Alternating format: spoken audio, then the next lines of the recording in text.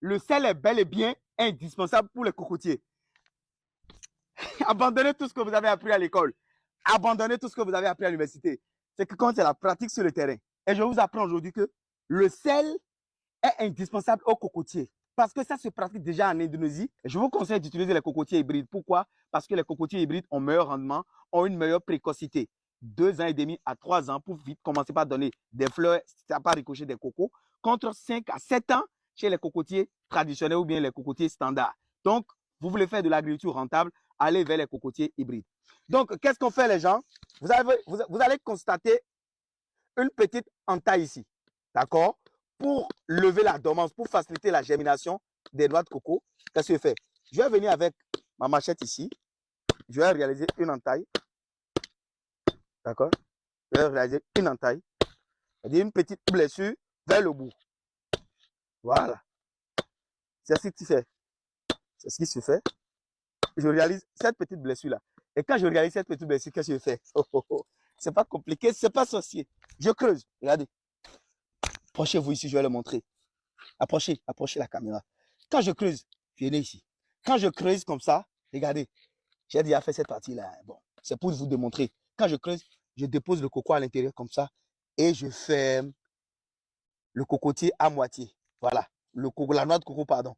Je ferme la noix de coco à moitié.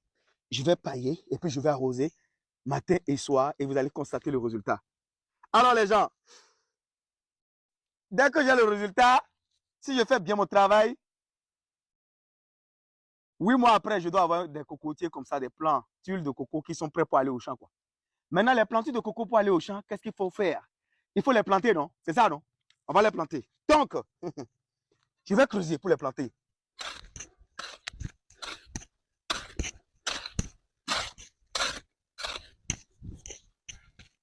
Alors, quand je creuse ce trou-là, je vais y déposer 10 kg de fumier de vache. 10 kg de fumier de vache, je vais légèrement fermer avec du sable. Approchez la caméra pour que les gens voient ce que je fais. Je ferme légèrement avec du sable et regardez. La noix de coco, maintenant, comment la planter?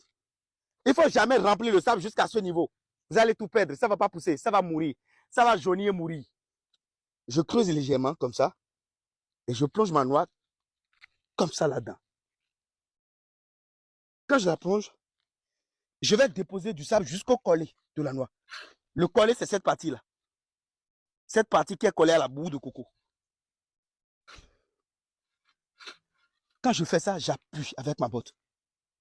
Et quand j'appuie avec ma botte, je finis de faire ça. Je fais quoi? Je fais une petite couronne autour.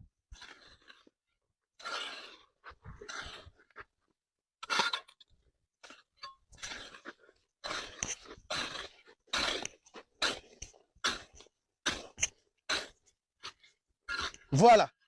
Les gens, j'ai fini de faire ma petite couronne. Et quand je finis de faire ma petite couronne, je fais quoi? J'arrose. Voilà, on a arrosé. Approchez la caméra. Et il faut pailler naturellement. On a fini d'arroser et on va donner du sel au cocotier.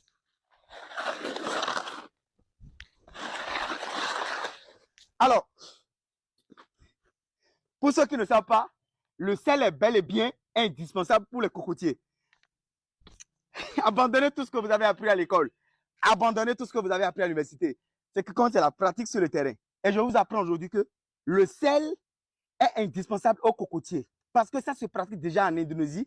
Et les résultats scientifiques ont démontré que le chlorure de sodium, c'est-à-dire le sel de cuisine, permet aux cocotiers de développer de plus grosses noix, de développer beaucoup plus de chair et de jus et d'avoir des cocos de qualité et de meilleur rendement.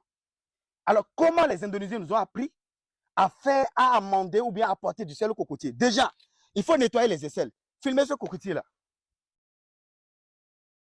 Ce cocotier, regardez ses aisselles. Il y a des branches mortes. Je vais les débarrasser. Donc, je vais enlever